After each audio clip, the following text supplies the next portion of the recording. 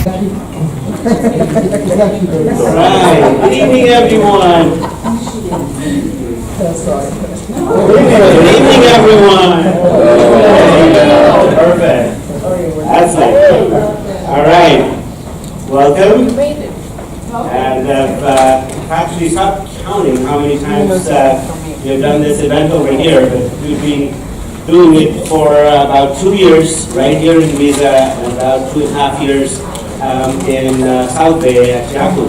So it's a pleasure to have all of you here, and I always see some new faces coming in. Who is the first timer? Yay! Welcome. I've never seen people coming just once.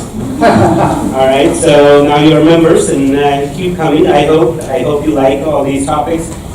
The best part of this forum is for you and is designed by you through all these special retrospectives that we do.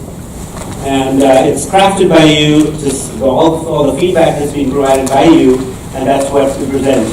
There's no advertising, there's no selling, there's nothing, but just super nice topics, super nice speakers like Karim, and the best part is super nice you.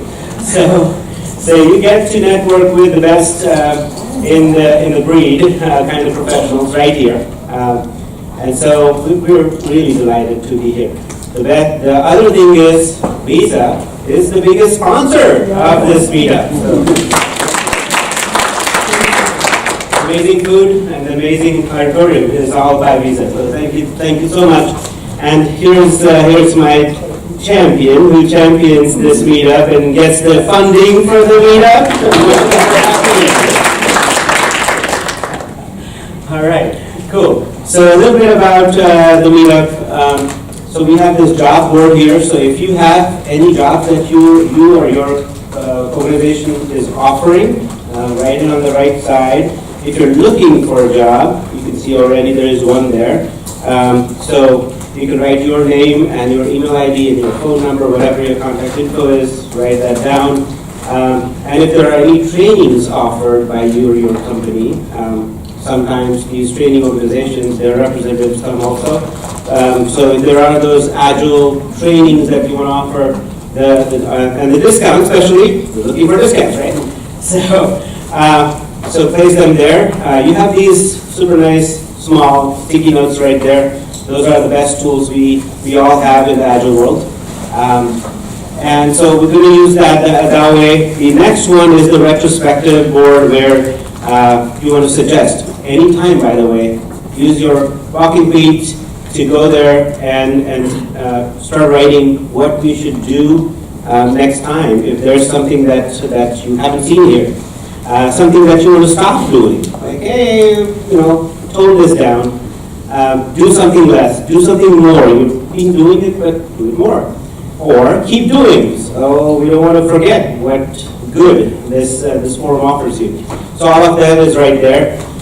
Make use of that anytime, during the break, after the event, and whatever. The third one is the takeaways. Takeaways is used for whenever you learn something, you want to share. That's what living Agile is, right? So you want to write down on your sticky again and share that with everyone. What I do with all these three things is just take a picture and post it back on the event. So all of us, all our shared learnings can be right there. That's the best part of it. You get a break at about 7 o'clock, so we start in about a couple minutes from now. We get a break at 7 o'clock, 15-minute break, and right after that we come back. There are lightning talks. So if you're a first-timer here, you want to know about that. It's a 3-minute countdown lightning talk.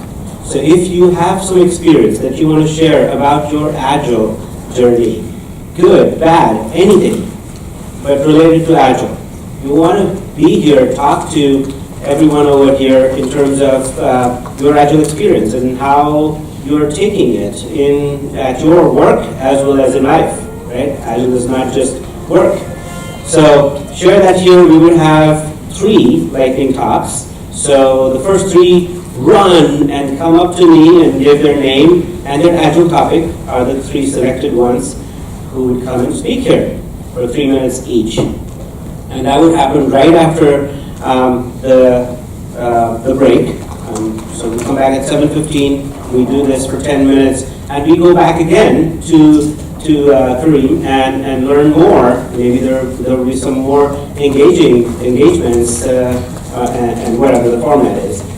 And that's how it would go. Okay, and we would stop at about 8:15 unless there are any Q&As for 5 minutes or so, and that's the time to adjourn. Okay, so that's the format. We always have had a pleasure of having great speakers here. And Karim actually comes my way. Actually, he found me instead of me finding him this time. It's a very, very, I would say, a different feeling for me. It's like, great, perfect. I mean, some great speaker actually really wanting to speak at the meetup here. That's our pleasure. So thank you so much, Karim, for that. That means audience like us are actually making a good dent in the community, saying, hey guys, good speakers, come here and talk.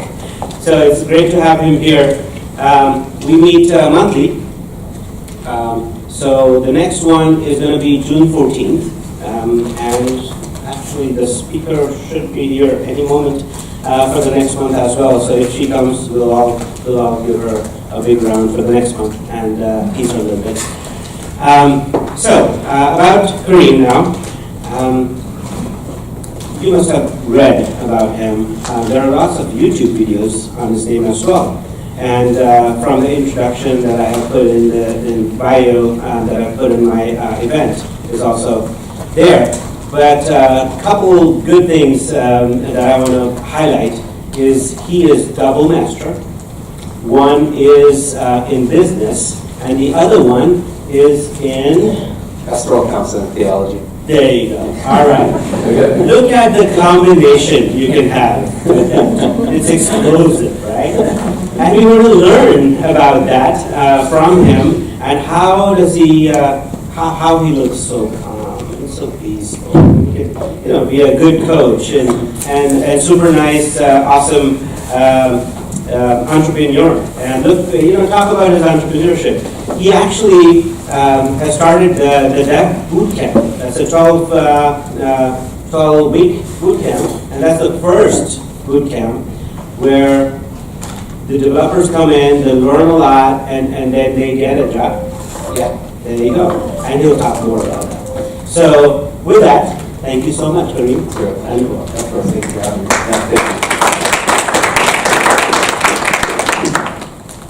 Is the volume okay? Can everyone hear me? Yeah. Awesome. Thank you all so much for having me. So my name is Karim. That's the Arabic pronunciation. You can also say Karim. I've gotten used to it at this point.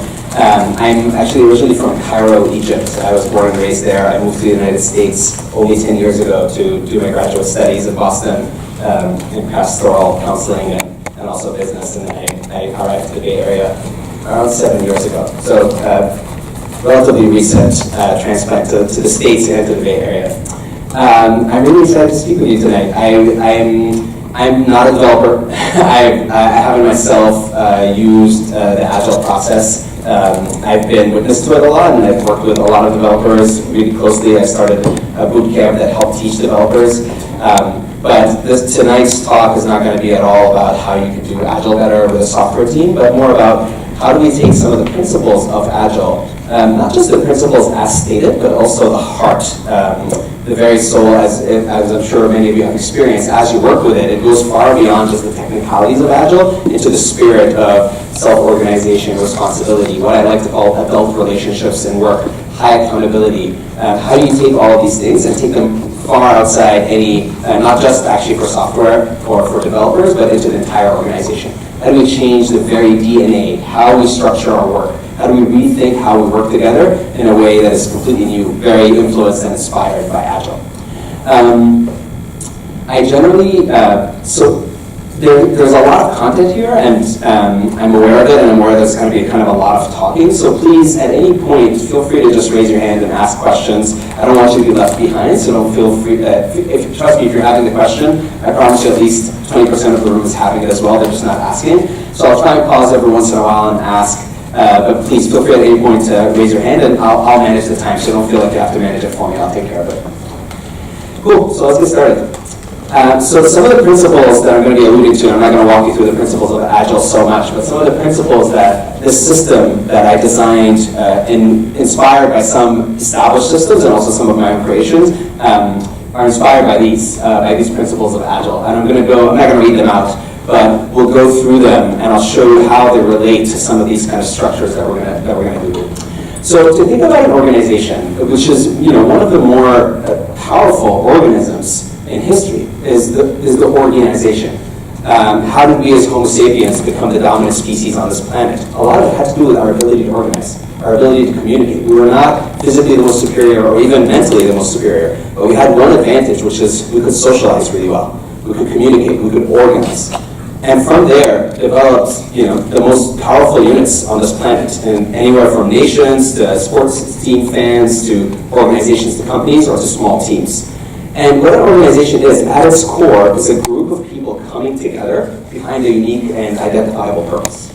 And the whole principle of this is how do we strengthen and clarify the relationship of the people together and also the relationship of every individual to their purpose. And once you do that, you have a stronger and better organization. That is the very basic principle of what we're trying to do. If you think about transforming your organization less like, from the command and control structure, I'll talk a little bit more what I mean about that, into something a little bit more like a city. Think about what it took for all of us to come here today, for all of us to show up here today. It's actually, it's kind of miraculous.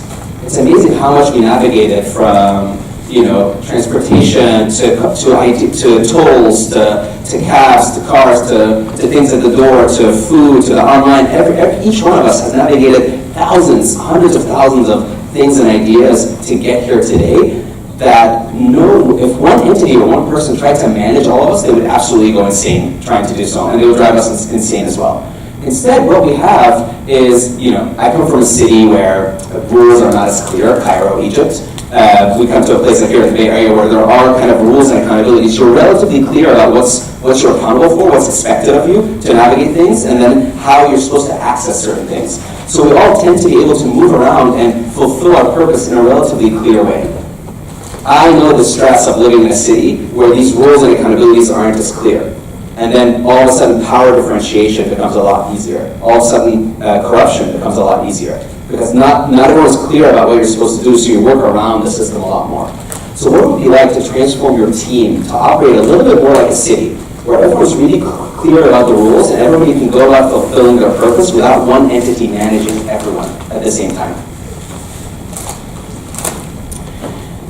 I like this idea of dynamic tensions a lot. As human beings, as teams, as leaders, as an organization, we're constantly choosing between things that are positive, that are always positive. I'm always choosing my relationship between my bonding with my son and my wife versus my autonomy as a man, as an individual, as a human being. At work, we're constantly choosing the things between, the diversity of our team versus the efficiency of hiring fast. Whatever it is, we're always choosing between different things, and often they're good things. As human beings, we have to choose between them. I find that there's a healthy dynamic tensions in a lot of teams and organizations between autonomy and cohesion. How do you create a system with a high level of autonomy, a high level of personal sovereignty and integrity on each team member, that they really feel that they are making their own decisions, following their own purpose, but at the same time where it's not chaos, where it's not people knocking into each other and going in opposite directions and causing the entire thing to fall apart.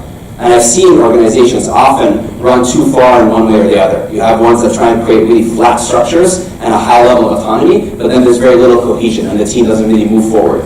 Or in a lot of organizations, they choose the cohesion piece over autonomy.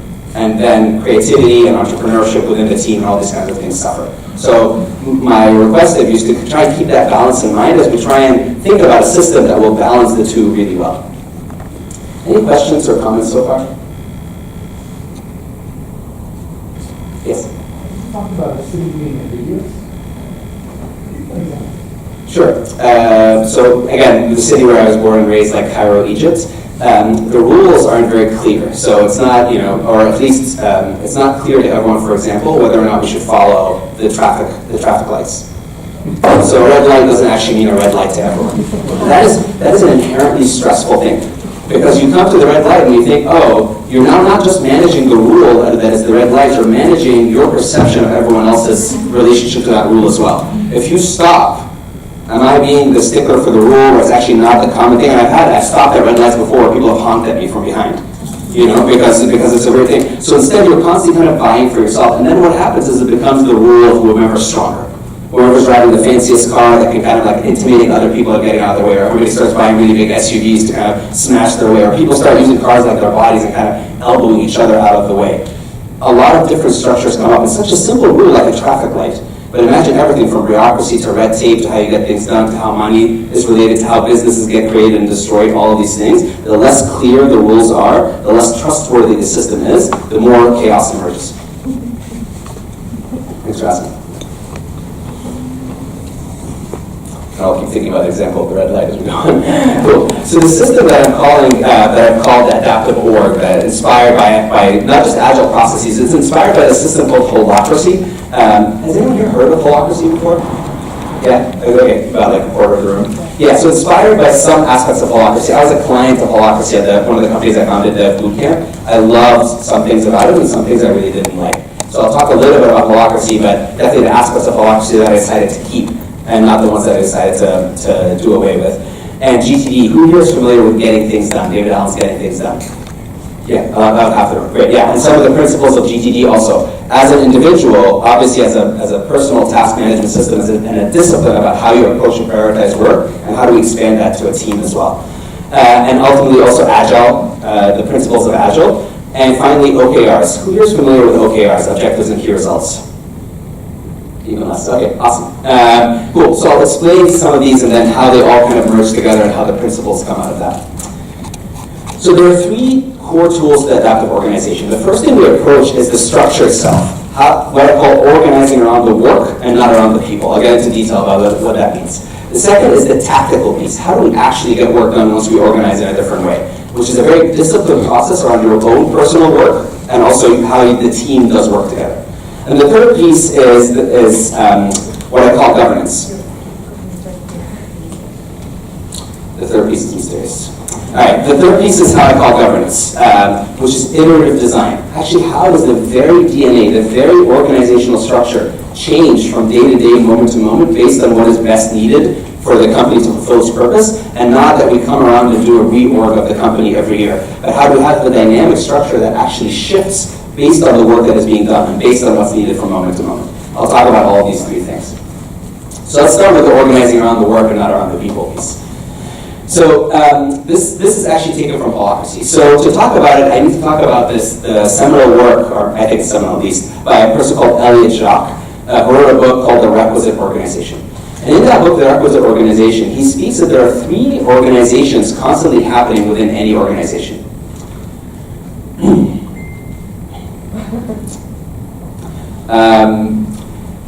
There's the formal structure. And the formal structure is basically how we as human beings think about a structure. Like how we map out a structure. And it tends to look something like this.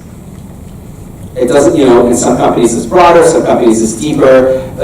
It's become so commonplace. It's become so predictable that you never go to an organization anymore and ask, hey, are you using command and control? Where am I going to fit into the structure? Or are you using a different system? We've come to assume that any company we're going to get a job in or any company we're going to work with is going to be organized in such a way.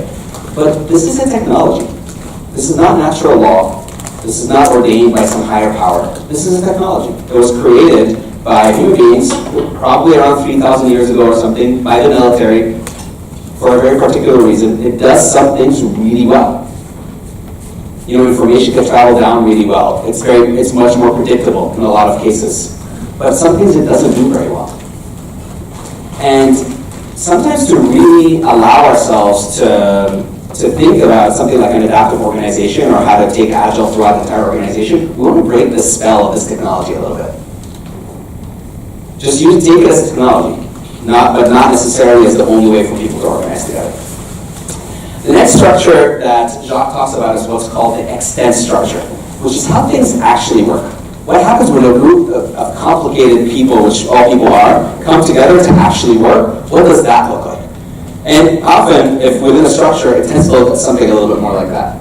Now this is definitely a lot more tongue-in-cheek than I'd say necessarily your team is, but, or maybe your team's exactly like that. I've definitely seen, the thing about it is, it doesn't actually require particularly dysfunctional or bad people to work like this at all. It's nothing bad about who you're working with or the people that you're working with, but what it actually is what happens when something as complex and complicated as human beings try and work together within a rigid structure. It's not a failure of the people, it's a failure of the structure, in my opinion. I often feel it, if I'm sitting in the room with my boss, and I'm in a structure where my boss always gets the final say on things, and they're rarely the subject matter expert on the thing that we're talking about. And I start explaining, and I have to constantly kind of defer and explain to my boss about what I'm talking about, trying to edge them towards making a specific decision that I know is the right decision already, but they have to make it. And then the meeting goes on, and then the person who overrules the meeting starts talking, and then the person who has the boss's ear starts talking, and then I start kind of checking out of the meeting. But I know I'm going to go in the water cooler later and talk to my boss and kind of get the decision done. I'm politicizing. I'm not a bad person. I'm not, this isn't Game of Thrones. I'm not essentially like a bad or nasty political person. I just need to get things done. And if the structure isn't working for me, I'll work around the structure. So again, the question is, how do we have a structure that allows for the creativity and genuine ingenuity and power of the team to get the work done, rather than working against them so they have to work around it? The last structure he speaks of is this what's called the requisite structure, which is what is the ideal structure at any given time? What if a company, just like an evolving organism, can actually change its very structure from moment to moment based on what is needed most? What if a company can actually adapt from moment to moment? Usually what most consultants do, or what most companies do, is they come together once a year or once every 2 or 3 years and they do a big reorg. And they try and find that really sweet spot. I had to use a Venn diagram at least once as a consultant, sorry.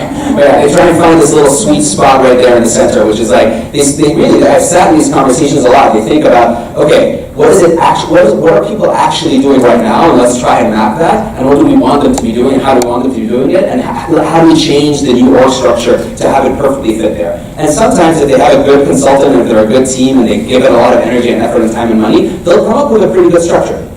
And then 2 months later, it's obsolete again. Because the team has changed, people have changed, priorities have changed, and again, people start working around it, and then you start battling the structure that you spent so much time and energy creating. No, but it should belong here, and then people are fighting the executive team back and forth, trying to fit within it again. It's an obsolete system. I want to discard, I want to shift the paradigm entirely. We're not about finding the sweet spot or the Venn diagram at all. I'll come back at the very end. You'll probably not remember at all what I was talking about by the time I get there, but I'll try and remind you, and we'll see what a different way to approach these three structures other than just trying to find the Venn diagram. Any questions or comments so far? Very cool. Okay. So how do we move from this to what I call the circles and roles? And I'll talk a little bit about what I mean by circles and roles. So one big misconception about self-organizing teams, when someone says self-organizing or hears about the concept of self-organizing, which is one of the principles of Agile, is they assume that it's flat. The word flat comes up a lot. So they always say, they always say like hierarchy versus flatness. Can your company work as a flat organization? How do you stand against hierarchy? So on and so forth. Even though there are good arguments for flatter structures and more flat organizations, I'm actually not a believer in flat organizational structures at all. I think power is healthy and power is natural. It arises in nature, it arises in families, it definitely arises in teams, and power is needed. But the problem isn't with power, the problem is with inflexible power. The problem is with power that stays with one person just because they're in a particular position. So actually the adaptive org structure is very hierarchical, but it's a hierarchy of roles, not of people. A hierarchy of roles, not of souls. And I'll talk more about what that means in detail and how we get there. So think about this position that probably a lot of us have either engaged with, or some of us might be the CTO, the Chief Technical Officer. So I did this, and I've asked 4 or 5 CTOs to tell me in more detail, what do they actually do? We all have a general approximation of what we think a CTO does, and no 2 CTOs will agree about everything that they do. That position, same as any other position or organization, is entirely different depending on the organization they're in and what they're doing and the size of it, all sorts of different things. So I say, instead of using these kind of approximated ideas of what we're doing in an organization, think about this for each and every single one of you, what you do, your job description probably has very little to do with what you actually do day to day at this point. Only you know what you're really doing day to day. Nobody else does. Not even the person who's working closest with you. You're holding all this information inside of you about what's actually you're responsible for, how you make decisions, who you're accountable to for what, and who's accountable to you. All this information isn't captured anywhere, usually. It's just inside of you. So instead we say, let's break down this idea of the CTO, this fictional position of CTO, into unique identifiable roles. A CTO can be an engineer, as well as a documenter, a data analyzer, a designer, a system architect, so on and so forth. And each of these roles is a smaller unit of work that is not actually tied with one person. So that one person can move in and out of these roles. And in an adaptive org, one person will usually be filling anywhere from 8 to 12 roles. And multiple people can be filling one role. So the unit of the role and the human being have been split from each other, and human beings move in and out of these roles in a more versatile way.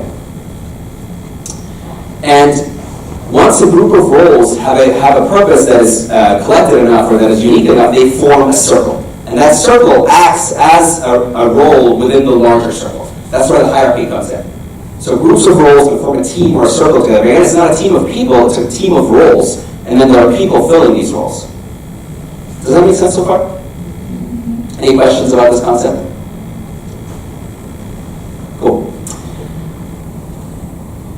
So the principles of creating the structure are a bunch. So the first one is clear accountabilities are really important. And I'll move into each one of these one at a time. So for each role, it's going to have a purpose. So every role has a unique identifiable purpose. Why does this role exist? And also a set of accountabilities. Accountabilities start with an ing verb. They're kind of, what does this role do on an ongoing basis to fulfill its purpose? What is expected of this role? And if you notice, accountabilities are also a lot more grounded. They're not job descriptions. They're not, synthesizing, I don't know what, but they're not kind of these big ideas or words that we kind of put out in the job description. They're just really practical. What do you actually do here? What is expected of you? Some of the benefits of think about this now. So if you just imagine in your own mind, if you could take one role out of everything that you do in your organization, even out of everything that you do in your life. I've actually adopted this principle in my home as well, thinking about the dozens of roles that I hold just in my home. From, husband to father to housemate to lover to so on and so forth. Dozens of roles. Each of you are holding hundreds of roles in your life. You actually really know how to do this really well. You know how to code switch. You can be at work and then get a call from one of your children or from your partner, and you'll pick up the call and you'll immediately switch your language and how you engage and what your purpose is. You're doing that already. You're just not explicit about it. At least not that I know of. So some of the benefits of just getting very clear about what you're accountable for. One of the things that I really like is what I like to call adult relationships. It's this locus of control where I now have a method of making it really clear if something's not working between us, and it's on me to make that clear. So, if you and I are working together and you keep getting disappointed in something I'm doing, which eventually will happen in any team, regardless of how high functioning it is. You keep on getting disappointed in something I'm doing or not doing. You need to ask yourself the question, is this an explicit expectation that we have between us, or is this just something that I'm implicitly expecting all the time? Because we all bring a lot of baggage with us into every team, like, oh, of course he's going to email me before he talks to my boss, or CC me on this email, or whatever it is, and then someone doesn't do that and you feel immediately betrayed, or that they're not living up, or that they're out to get you, or any of these stories. Instead, I think, if it's not explicit, it's my job to make that expectation explicit. Does that make sense? So now the locus of control is on me, and if it's already explicit, then it's a much clearer feedback conversation. You can just come to me and say, hey, here's an explicit expectation between us and you didn't fulfill it, then I get to apologize and move on. That's what I mean by more adult relationships. Make sense?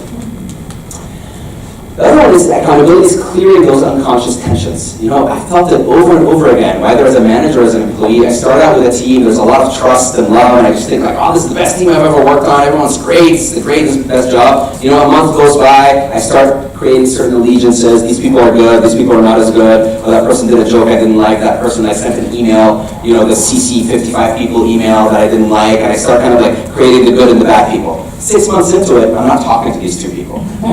They're the enemy. They're out to get me. This company would be so much better if they're not in this company. Oh my God, if they would just leave, everything would go so much better with the team. And now I need reassurance, so I talk to other people about it and I start gossiping. Isn't it so? Or don't you have a hard time with that person? Don't you hate it when they talk in the meeting? And we start forming all these alliances. Instead, there's this idea of clearing these unconscious tensions. It becomes, again, the locus of control is with me. It's on me to clear any unconscious tension between me and someone else using the clarified accountabilities. No more all work dropped, all talk and no action. I've experienced this myself. At Dev Bootcamp, I was in charge of admissions, so I was in charge of enrollment. And I apologize, but the screen keeps doing that. I have no idea why it is. I was in charge of enrollment, and I remember walking into a meeting and saying, one of our missions at Bootcamp was bringing more diversity into tech. So I walked into a meeting and I said, I have what I call tension. I have an issue I want to bring up, which is, there are only two incoming women in our incoming cohort, which is not at all our target. It's way below our target. The ironic thing about meetings like this is that the more people care about a topic, the less you get done. Because everybody has something to say. And everybody has something to say deep from a passionate place, and it's usually based on years of their own ideas and agendas and biases and ways they think about things. And somebody thinks it's about teaching, somebody thinks it's about marketing, whatever it is. And then we just end up talking about the issue of diversity for about 2 hours in a meeting. And then I leave the meeting thinking, okay, I still have the same problem, I haven't solved anything, nobody's made a decision. I don't even know who's supposed to make a decision. I keep looking over to the CEO, and they're not making a decision because it's too hot, and they can't just come in and cut off half the employees entirely. So then I come back the next meeting, I'm like, we still have the same problem, and everyone's like, I'm done talking about this issue, we need to talk about something else. That happens over and over again. And so I learned to just not break things into meetings, or the death by meeting principle. Instead, if we're really clear about accountabilities, I ask myself a question, is this something within my accountability to do something about? If it is, I do it. If not, then whose accountability is it? If it's no one's, then I have a system of clarifying that. It becomes a lot more methodical about how decisions get made and a lot more clear. Instead of just an idea where we throw ideas in the middle of the room and hope that somebody catches it and makes a decision with it, which often happens with teams and people. Another thing is this sovereignty and entrepreneurism within roles. Once my accountabilities are clear, once I have the 8 or 10 roles that I'm filling, I am expected to be an entrepreneur within my roles. I can take full responsibility for them because it's very clear what I'm accountable for and what I'm not accountable for. Again, the difference between something like Cairo or a city like here. And finally, specific and actionable feedback mechanisms. I've given and received feedback based on accountabilities, very specific accountabilities from my peers. So instead of just, the 360 review or something being, you're doing a good job or you're doing well here or whatever it is, instead of being like, these are the set of accountabilities that you're doing well on and these are the accountabilities that you're not. And it gets to be really specific and actionable. I get to think, wow, all of the accountabilities that have to do with working on my own are great. Everything that has to do with communicating with others, I'm really bad at. So I get these really discrete places where I can improve myself and improve my team members. Any questions or comments so far about any of this? Does it make sense? Cool. Awesome. So that's the piece about clear accountabilities. The next piece that's really important in an agile, in this kind of structure, is the idea of clarified power. So again, we were going to, in the kind of adaptive org system, we removed the idea of a manager. This kind of broad, again, role that's like amorphous and changes from one organization to the other that's called the manager or the boss. And instead, we break it down into unique individual roles. So again, it doesn't mean there's no leadership. It just means there isn't this one particular boss person that sits in every single meeting with the team using the same, wearing the same hat as boss. Breaking down the boss into unique individual parts. So actually, part of what I found is that this magic unicorn of boss is actually really hard to find a good one. A lot of us are, some of us are excellent at prioritizing work and managing budgets, but not as good at, giving feedback and, handling conflicts within the team. The boss is expected to do all these things and be the subject matter expert and, define strategy and. And sometimes, every once in a while, you find a great unicorn that can do all these things, and often you don't, and you end up just compromising. This way, when you break down the boss into unique individual parts, you can fill the roles that actually make sense to you. You're a great budgeter, you're a great strategist, you're a great strategist, you're great at this, you're great at that, but you're not great at actually devising conflict. Give that role to someone else. It allows the freedom to really step into what you're good at. Like I said before, power is healthy when it's fluid. Think about this, like right now I have this thing called contextual power, right? I'm the speaker here at this conference, you've all agreed, I hope so, to come here and listen to me speak.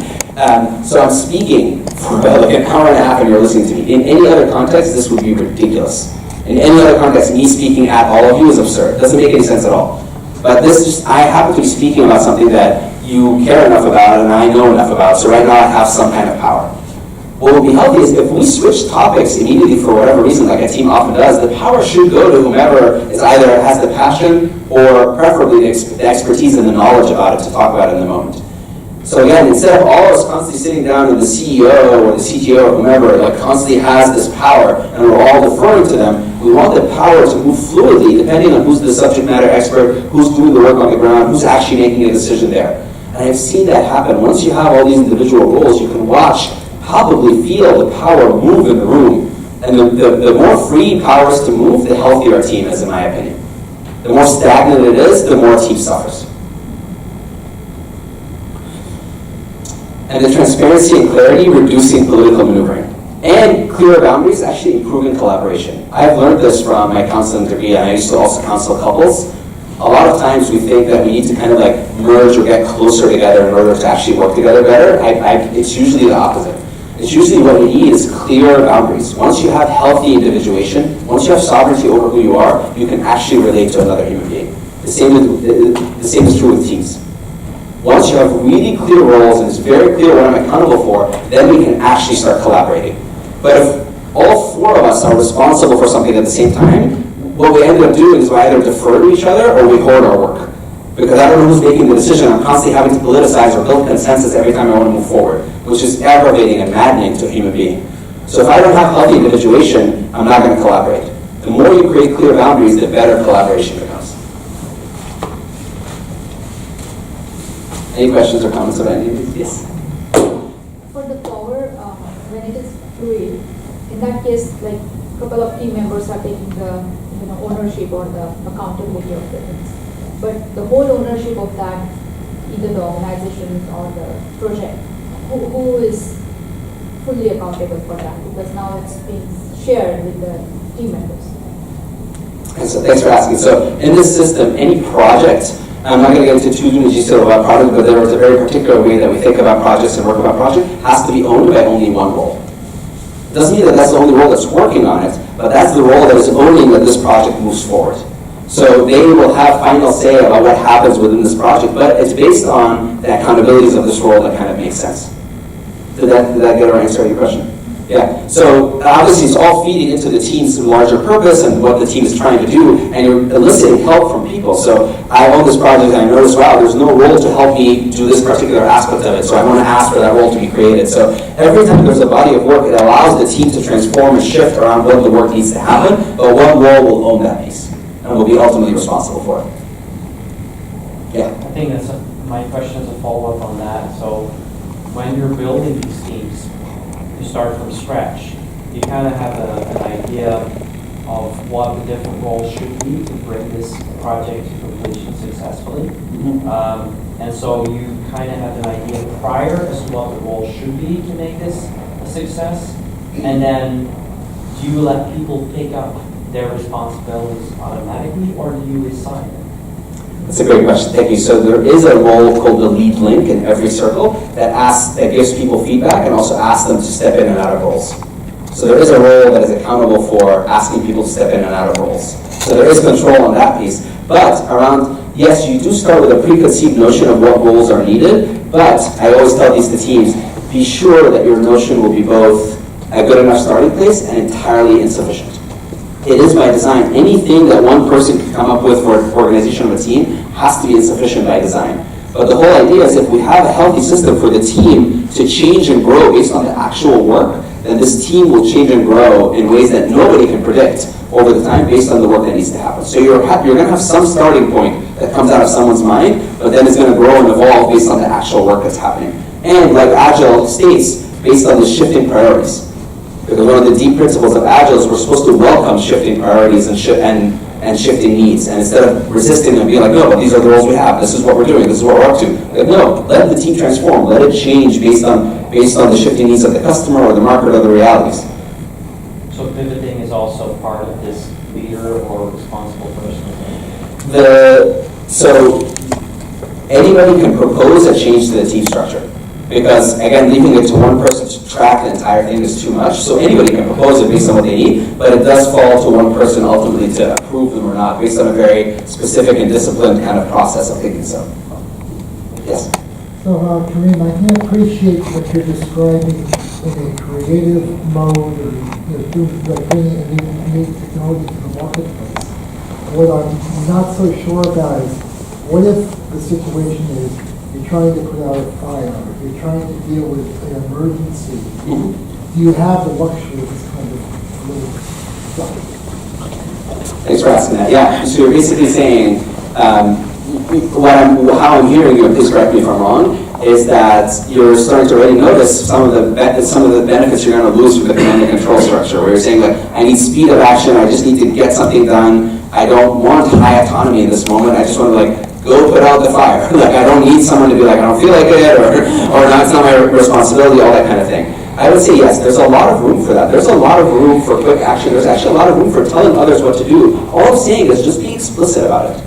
This is the part where we're balancing autonomy with cohesion, right? We don't want to go so far in autonomy. So I'm saying it's okay to create a role where you say, in case of emergency, when we pull down, I get to tell everybody what to do. It's fine, but let's just be explicit about it and have that be part of your explicit accountabilities instead of just making that a power struggle between us when the emergency does come up. So that's all the difference is. There's room for quick decision, there's room for command and control, just explicit. Yes? Going back to the next level, how do you see the circles form, and perhaps what makes, let's say, two different circles different from each other? Thank you. And that part that I'm going to come to is purpose. So because each role, each circle has a unique identifiable purpose, the purpose will always be the guide of, is this actually just an accountability that goes to the same role, or do we need to create a new role or a new circle here? It depends on whether or not they're fulfilling the same purpose or do they have different purposes. So is it appropriate to think about maybe just to kind of map it to the existing world, if you will, right? So let's say there are business units or maybe departments. Is it something similar? Or? Sure. I mean, it can totally, what companies do when they adopt this system is they start mapping out their departments as the circles. They start thinking, like, this is the finance circle, this is the sales circle, this is the whatnot. And sometimes it stays that way for a bit, and sometimes very quickly it changes because they notice that this was just an arbitrary organization that they had that way because that's just how they've been handed it. And that's how all companies think about their teams, and that's not actually ideal or optimal for this team. But yeah, you start, like I said, start somewhere, and the iterative process of changing one accountability, one role at a time, will have a structure beyond our mental design. Thanks for asking. Cool. Okay, so the piece about alignment with intrinsic motivation. So I think a lot about obviously why people work. But, you know, it's what I do. And I think like we work for autonomy, mastery, and purpose. Ideally, that's why I want to work for sure. I want to feel a sense of freedom, like I'm an agent, a free agent in this world. I'm out to do what feels right to me according to my integrity, according to my spirit, according to what I want to express in the world. And mastery is really important as well. You know, it's something that we've lost a lot in the information age, but to really master a skill, to start to apprentice, to feel myself improving as a person in something as I keep getting better and better at it. And ultimately also purpose. I want to leave the world in a better place than where I found it. And whatever my little contribution is, I want to know that I'm getting out of bed in the morning and doing something that matters to me. Purpose. I really love how purpose works here because, you know, I've worked in organizations where we've had a mission and vision statement that we honestly really cared about and that meant a lot to us, but at best we saw it or read it once and that was it. And then we come back to it at some weird company or retreat where people are like, oh really, that's what we're supposed to be doing? You know, we don't really have a relationship to it. Instead, we really ground purpose all the way from the organization's purpose and all the way down to every single role and accountability on a very grounded and real way. You answer the question, what are we here to do? What would there be less of in the world if this role of this organization did not exist? What, if completed, would make this role obsolete? And it becomes a very unique, identifiable statement, just nice and simple. Which again, one of the other principles from Agile is just like the simplicity. We want to keep things really simple and say no to things as much as we say yes. A purpose helps you say no as well. And everybody in this adaptive org system is asked to say no to work if it does not fulfill their role's purpose. So the purpose also becomes a guiding, a North Star, a way that I make decisions in my work. And it becomes a living, breathing document and something that I update through the kind of iterative process instead of just a bunch of words that we put together that we forget about for the rest of the organization's life. And then we also use purpose to align. So the GCC, or what we call the general company circle, which is kind of the broader circle, they tend to have a purpose. So this could be a purpose of a company. Investors and entrepreneurs in the cannabis industry, have all the tools they need to make the best decisions. That's one purpose of an actual company that I was working with. And in order for them to fulfill their purpose, they create all these roles and subcircles, and each one of them will have its own unique identifiable contribution to the ultimate purpose of the organization. Right? And then you can take any of these circles, any of these roles, and any of their sub-roles or circles will do the same thing. They will take their circle's purpose as the guiding North Star and build unique individual roles, each one with its own unique individual contribution to the ultimate purpose of their own circle. So this way, you don't have to kind of force alignment throughout the organization. All you have to do is that on every circle level, all the roles in that circle are aligning their own purpose to the purpose of their circle. And if everybody does that, everybody will ultimately align to the purpose of the organization. That's one of the ways that hierarchy can work for you. But the idea here is to make purpose unique, identifiable, simple, and that just answers the question, what am I doing here that nobody else is? What is my unique contribution to the fulfilling the purpose of my circle, of my super circle? Does that make sense? Yeah. Yeah, goes one back to my earlier question about building. This is task-oriented, clearly, so how are we going to complete the project, how are we going to handle these things? Yeah. How do you build that? Is that HR that is following the North Star? And basically says for each circle, or is each circle responsible? Each circle responsible for building its own structure. Yeah, based on a very particular process, anybody can suggest, so somebody could be like, wow, we're supposed to fulfill our circle's purpose, but we don't have anyone who does research. What I need is a role that is, their entire purpose is to get us the best data we need to make the best decisions. That's the purpose that I want. And then I can suggest that, and through a process that the team agrees, and especially if the lead link agrees, we get to create that role. And then the lead link finds someone to fill that role. So each team is figuring it out. So a bunch of teams can start looking exactly the same, and as they start working, they'll grow and mutate into things that are entirely different from each other, based on the work that's happening. And how do you relate that to corporate, for example, HR? Is it that just HR says, you define what it should be, or how do you see that? Exactly, yeah. So the whole idea is, so let's say, each table here is a circle. But it's not of people, it's of roles, but each table is a circle. So I don't need to know what you're doing internally, actually. Every circle has its own way of organizing internally. All I need to do is hold you accountable to your purpose in your super circle.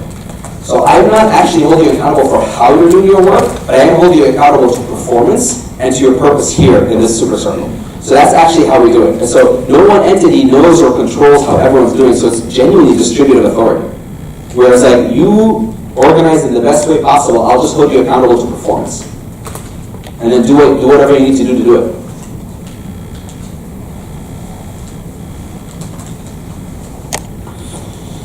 Cool. Do you think it's probably the cable or the dongle that's doing that? Looks like that. Okay. So we're going to take a look at that at the break. Cool.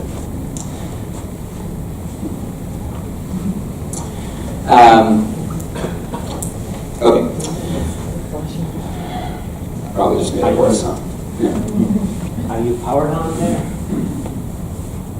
All right. Is that, do you have that? I do not actually have the power cable with me. Do you think it's a power issue? Okay. Cool. Okay. We'll just try to fix it before the second half. Thank you. So some of the principles of Agile that I'm trying to address with that part of the design are definitely the build projects around motivated individuals, give them the environment and support they need, and trust them to get the job done. That's that piece. But it's trust and measure, right? It's to let them organize internally however they need to, but then measure the performance on a really deep, and I'll get to that later, how disciplined we are about measure. So it's, again, high autonomy, but then high expectation also. It's not chaos. And it's not blind trust. And then the other part about Agile processes promote sustainable development. The sponsors, developers, and users should be able to maintain a constant pace indefinitely. There's something about you being allowed to say no and prioritize your own work within your roles that allows you to then be the guardian of your own sustainability more. because you can move in and out of roles based on what's needed in the organization and what's sustainable for you as a person. It gives you more room and more versatility to do so. Cool. Any questions in general about the organizing around the work piece? It's kind of a summary. Usually when I give this talk, this piece is a little bit longer, but yeah, this is just kind of a general summary. Any questions or comments so far? Okay, cool. So once we've organized around the work and not the people, once we have these clear structures, these clear roles with defined purposes and accountabilities and clarified power, then comes what I find also a really interesting piece. It's the discipline of then how do we actually get work done within the system? And we bring a lot of discipline to how people think about work, how they prioritize work, how they get work done, how they engage in meetings. We bring a lot of discipline and rigor to these. A lot of this is inspired by Agile as well. So to think about doing work, again, we've divided the work as my individual work, which a lot of it is inspired by getting things done, Dave Allen's getting things done, and how do we get work done as a team, and that's inspired a lot by Holacracy tactical processes. And we combine both of these in a project management system. I like to use Asana or Asana with my clients, but usually they can use any project management system that they like also. So one of the first things we do is we start creating a lot of discipline about where work gets done. So one of the things we form is that, for example, no task can be requested over Slack or email, ever. You can't ask someone to do something on one of these things, because that's inherently stressful, and I've often had that before where I have to scroll through threads in my email, 55 CCs deep in my Gmail to try and go, I think someone asked me for something here, but I don't remember where, because people reply too quickly. Instead we say, if it's not asked for in the task management system, then it's not a task, it's just a conversation. And I've actually come to a point where I'm working with 6 companies right now, I'm either consulting with them or working with them, I get like 12 emails a day. There isn't really much cost to send each other emails. Tasks are controlled in a particular system, and any conversation that has to do with the task is contained to that task itself, instead of like these emails that we have to dig through to find stuff. It also really helps with building accountability and trust in a team. And then any request of an action or an update on an action happens in the system, like in the task management system, like Asana. And then we use something called Glassfrog, which Holacracy uses for the organization. This is where we go for the map of who's accountable for what. So again, it might sound simplistic at first, but this clear delineation of where things happen starts this practice of that we're an integrous, disciplined team that doesn't just like throw things out anywhere. If we're talking about who and the how, that's in Glassfrog. If we're talking about what's happening, that's in Asana. If we're just having a general conversation, we can use Slack or email. I like this quote by David Allen a lot, the founder of GTD, who says, it's possible for a person or team to have an overwhelming number of things to do and still function productively with a clear head and a positive sense of relaxed control.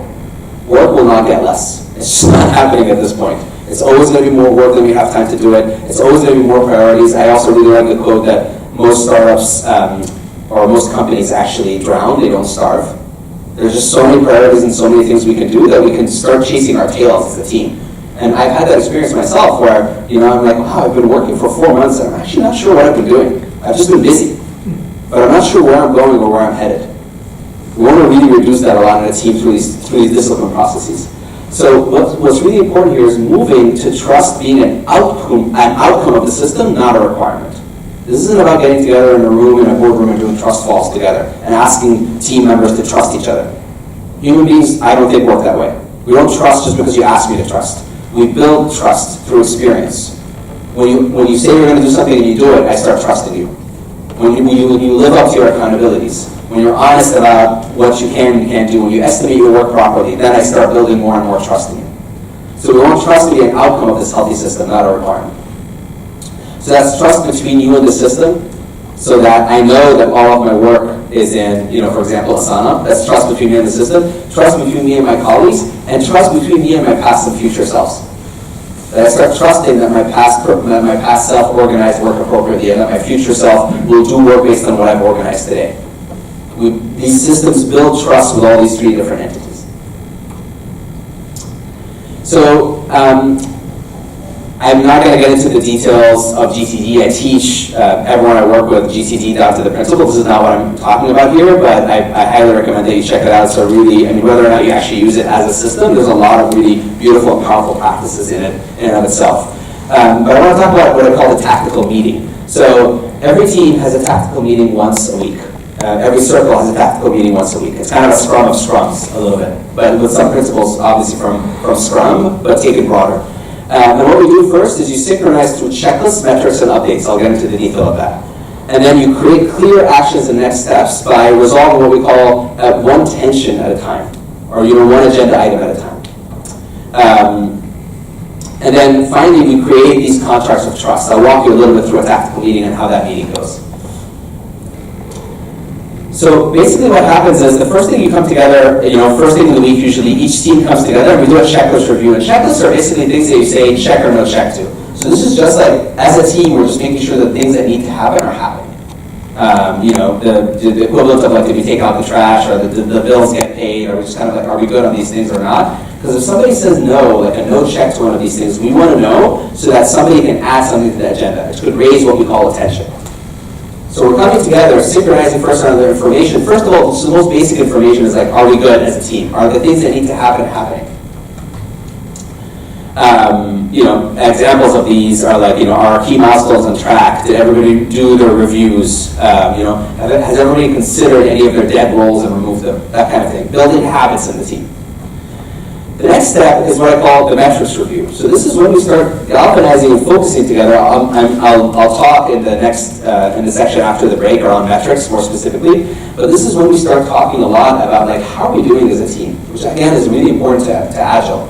I know that we really need to focus on quality and performance. We have to keep ourselves honest as a team. So at the beginning of every meeting, we look at the metrics that matter to us as a team. This could be anything. These are actually examples from one of the organizations that I'm working with. This could be anything from average cycle time, throughput, whatever it is. Anything that matters to us as a team that we've decided we want to measure, what defines success for us. We look at that on a weekly basis. So again, try and walk your imagination through this meeting. We check that everything's copacetic, that we're doing everything we need to do. Then we start walking through the successes and failures of our team. We all start feeling collectively, how are we doing? What's our score? How's our goal point? And then throughout this entire time, if attention gets raised for anyone, so somebody says a number that I wasn't expecting, or that is good, or that is bad, I add an agenda item. And everybody's doing so collectively. And that's how we're building the agenda live as the meeting is starting. And then we do project updates, where I just update everyone what changed from last week to this week in my projects. Everyone does so as well. So again, this keeps the high accountability piece of here's what was expected of me, and here's what changed from last week to this week, and what matters to the team. And then finally, we triage issues. So we've done all this, and people have been building things in the agenda, and now we go through one agenda item at a time. And whoever's added the agenda is the leader in that moment. These meetings are really highly facilitated, and they have the power in that moment to decide what is the next action that they need to resolve what is called resolve their tension, to move the work forward. So as a team, we come together, we make sure everything's okay, we know how we're doing, how we're performing, we see what changed between last week and this week, and each one of us, based on what we're sensing from our own work, gets to add an agenda item, and then we process that agenda item one at a time. We don't talk about the agenda items. We don't get work done throughout the meeting. We're just getting to a next action. I've been in meetings of 1 hour where we've gone through 30 or 40 agenda items. Because it's quick. It's just like, what is your tension? What are you sensing? What do you need? I need this. And then it becomes a contract of trust. We add that into the system, and then either I or someone else will take care of it. And on and on and on. And teams get very, very snappy and very quick about this thing. So no more meetings where we're just talking about stuff. These are meetings where we're just synchronizing and moving the work forward. Again, really inspired by Scrum of Scrums, but broader than just programming teams. And like I said, each task becomes a contract, and your commitment is either completion or signaling. So when I take on a task, you know that I'm either going to get it done, or I'm going to signal to you that something's in the way, and we're going to have to change that. When that is working well, and I've seen it and felt it in myself when that's working well, asking from someone to do something feels in my nervous system like it's already done, even though it's not done yet. You'll be amazed how much happier and more relaxed you'll be working with a team if that becomes the case. If when you actually ask something of someone, you're not mentally tracking them now and tracking that piece of work and chasing them around and then nagging them over with, hey, how's that thing going? Hey, did you get this done or whatnot? Now actually working with other people is more stressful than if you just have to do it by yourself. Instead, with this system of trust, because everything is so transparent and really clearly there, then anything that I request of someone becomes that contract, and then it feels as good as done in my system. And that's how we build trust and less stress and less noise in a team. Cool. It's 7 o'clock, so let's take a break here, and we'll come back to me. Can you give a little more detail? Yeah. Can you give a little more detail about what these contracts look like? Absolutely, sure. So what I mean by a contract of trust is that, have you used a task management system like Asana or something like that before? Great. Okay, so basically it's highly transparent. So once I request a task of you, I'm a follower of that task, and I get to see any updates you do about it, and we can have conversations about it in the task itself. What I mean by it's a contract of trust is that now, because I know that you have your own project prioritization and task prioritizing system, is that you are now transparent, in a way that's transparent to the entire team, responsible to me to get this thing done, or at least let me know if it's not going to work.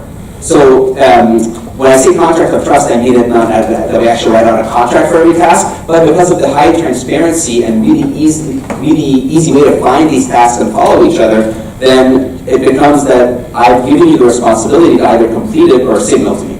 That's what I mean a contract of trust. Does that make sense? Yeah. Cool. Let's take a quick break. I know we have questions here, so we'll come back in about 15 minutes. 7:15, we'll be back here.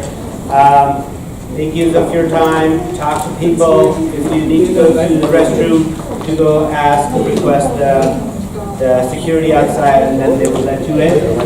And take some time to write the takeaways and retrospective. Thank you. Welcome back. I see some of those stickies over there, which is great. Some retrospectives are not yet filled out, which is okay. It's probably towards the end of the evening. But I see some job board getting populated. Takeaways are not yet there, but we'll get there, I think. Which is good. So I hope you had a great networking session. We, of course, ran over, but hopefully it was good. So we have now 2 lightning topics. The very first one is by John Bellini. Where are you? There you go. Oh, you're still writing down. Okay. And his topic is preconditions to Agile. John, are you going to go first, second? I was supposed to go second. You There you go. asked me a minute ago. Okay. We'll go to the next. All right, what's your topic? Metrics and how to use them properly. Metrics. Who doesn't want metrics? All right. So, Thank you. Your 3 minutes start now. So my name is Vishnu Singh. I'm an Agile coach at Visa. So, mostly when we talk about agility, we don't want to do a lot of metrics because it kind of talks about micromanaging something, and we want to have autonomy and things like that. So there are a few things which in Agile world sometimes it comes with a negative connotation when you're talking about metrics.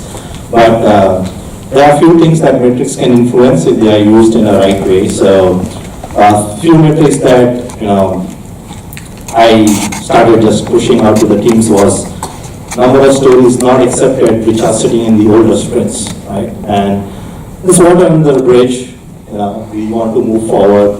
What's the point of talking about something's already done? But it doesn't give us a true sense of accomplishment, and I always encourage teams that we have to create small wins. The moment we accept a story, there's a reward center that gets populated, triggers in our brain. Just like Facebook uses your likes to get you addicted, right? Same way, accepting stories kind of gets addictive to teams. And when things are not getting accepted, they don't even get reported towards features being accepted and stuff like that. So I just push that out to see if people do something about it. And then people ask me, like, why do you care about it? I was like, it's just showing red on the dashboard. I feel that the team should get credit for what they have done. So people went in and cleaned it. The moment they cleaned that up, the average velocity trend went from down to up. And they were like, oh wow, we have a better average velocity now. So that was a motivating factor with them. The other thing was I started talking about spillover stories that didn't get completed in the next sprint. sitting in the current sprint, 1 week has passed and it has not been accepted yet. So I have to just put a note that we have so many sprint stories, 1 week down or 2 weeks down into the current sprint, not completed yet. So again, they asked me, like, why do you care? Right, it will get done by the end of the next sprint. But I was like, something that was not done last sprint should have been completed day 1 unless you have reprioritized it or something. That's just code or something sitting, not being used or not getting done. Again, it's a matter of, accomplishment, getting it done. The moment if you have a task list, even if it's the smallest task, the moment you put a tick mark against it, you feel good about, hey, I finished something. Right? Same thing goes for teams. And they said, okay. But they said, we want points for, we have a rule that you don't get credit for stories incomplete, you have to complete them. And they came and asked me, and I said, see, it's just like baking a cake. You say, I have made the whole cake, but I haven't added sugar to it. So you eat the cake right now, and then you eat the sugar in the next sprint, and give me points for this. As a customer, as a stakeholder, I'm not going to accept it. I want the cake that's sweet, tastes sweet enough for me, right? So they say, okay, this guy in that case is not going to change his mind, so they went in and they started doing that. How much time? 17 seconds. 17 seconds, okay. So the point I'm trying to do is, like, as a coach, I don't force things on people, but there are things that I like to show them the mirror and make them develop good muscle memory so that they start doing it right. If I had more time, I was going to talk about sizes of stories, but I'll stop at that. Thank you. Great examples. John Delaney, recognitions to Agile.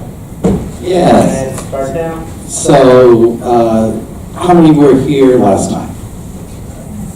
Okay, so you probably won't remember what I was talking about last time. And what I talked about last time, I was again drafted, is I was talking about extensions to what's called the Synopsis framework. And I have a friend named Andrew Webster who did a presentation in a different group, which talked about the keyness of the Synopsis framework for understanding what makes Agile work. And I'm going to continue on with some of that stuff. I'm sorry I don't have more time to elaborate on that. So there were 4 things that I wrote down before I came here. I was inspired. But I'm only going to talk about 2 of them today because I think that these they're part of the air we breathe, but we don't notice it. So the first thing I wanted to talk about is the fact that all organizations that care about Agile are actually cybernetic systems. And so what I mean by that is that we live in a world where people assume they have email. They assume that they have access to social networking. They assume that they have access to AWS. And they generally assume that they are dealing with a population that is technology friendly. And that fact that there is a seamless boundary between people and machines, and that human intelligence and machine intelligence can shift, turns out to be crucial to understanding why they think about the world in Agile terms. Now, I can give you a small example, and that is Muammar Gaddafi, when he was running Libya, he wanted to de-automate all of the refineries because he had a tremendous unemployment problem, and he didn't understand why he had to have all of these automated refineries for his oil. But when he tried doing that, he found out that people were too error-prone in order to actually have sustainable yields. There were too many mistakes, right? We now live in a world where machines cannot be de-automated and replaced with people. So the second thing I wanted to talk about is the nature of uneven rewards, which is that if you remember Jack Welch and his famous quote, be first, second, or third, or sell the business, we live in a world where coming in first can be like 100 times better than coming in third. And then coming in second can be 10 times better than coming in third. And the fact that, in terms of market dominance, there can be such dramatic unevenness of rewards means that being first with the worst, which is what people talk about the Intel architecture as. How many seconds? 14. Okay. When they talk about being first with the worst, or in Agile terms, good enough for now, that means that we're not looking for the best answer. We're looking for the best answer for the current circumstances, right? And I think we all know these things, but we don't ever spend very much time to reflect upon them.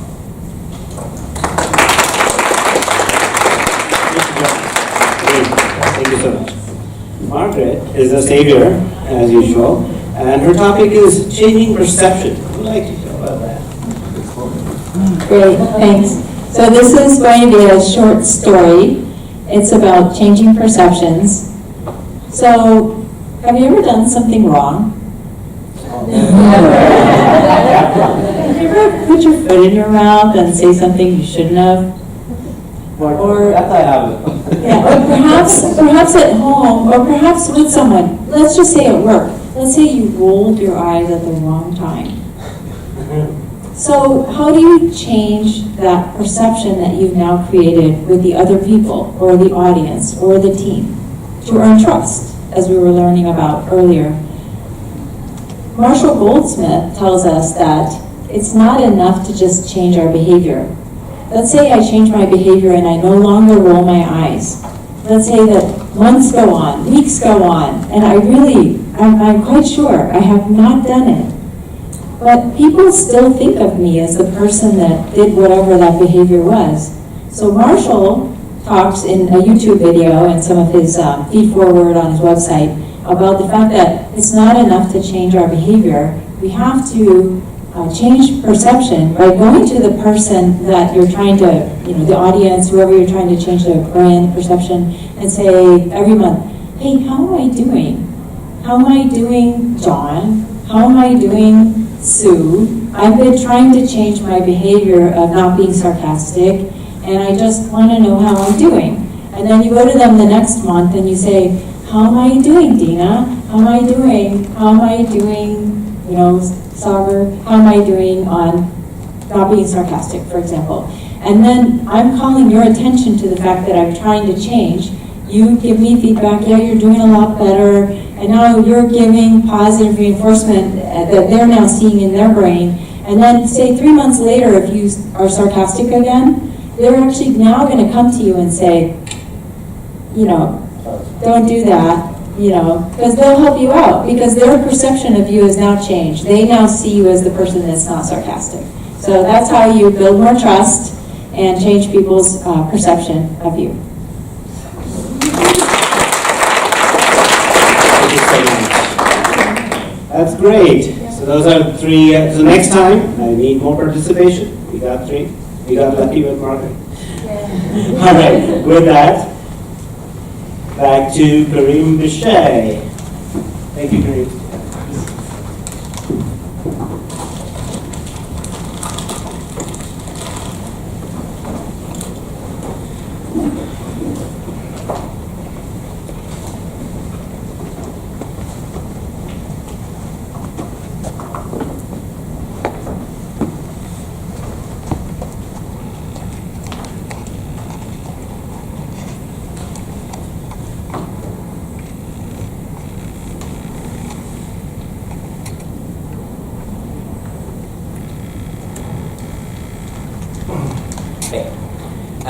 So are there any lingering questions? This is on.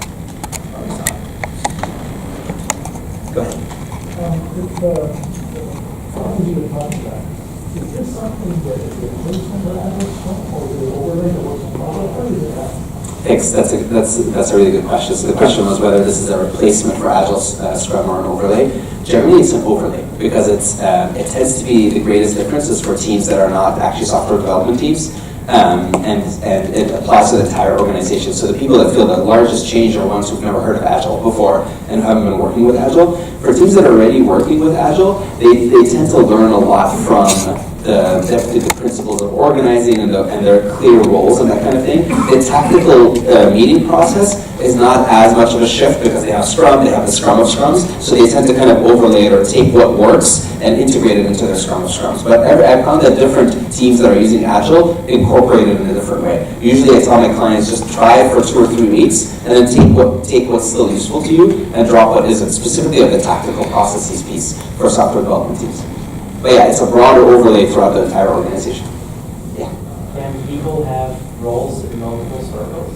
Great question, thank you. Absolutely. Which is actually part, this is part of the kind of broader conversation, but the piece about mastery is that because roles now, think about this in an organization that's called command and control hierarchy. Usually, what you can usually move is up or down. There are two ways to, or you can switch a team, which is usually a little bit of it feels like just changing jobs. But you usually move only up or down, which is really limited. Instead, we're really multifaceted people. I'm not just I'm not just into design or organizational design. I have an artist in me. I have a program manager in me. I have a researcher in me. All of the aspects of myself. So instead, you can go to a team even if they don't have a role yet that would suit your specific expertise. You can suggest one to them. Be like, hey, I've been looking at our marketing, and I really think you need someone who can do this kind of aspect of design. I'm really good at that. And if the lead link agrees, you can go ahead and create a role in another circle. So absolutely, you end up finding people are having roles in very, very different circles, and the organization gets to use more of their multifaceted talents,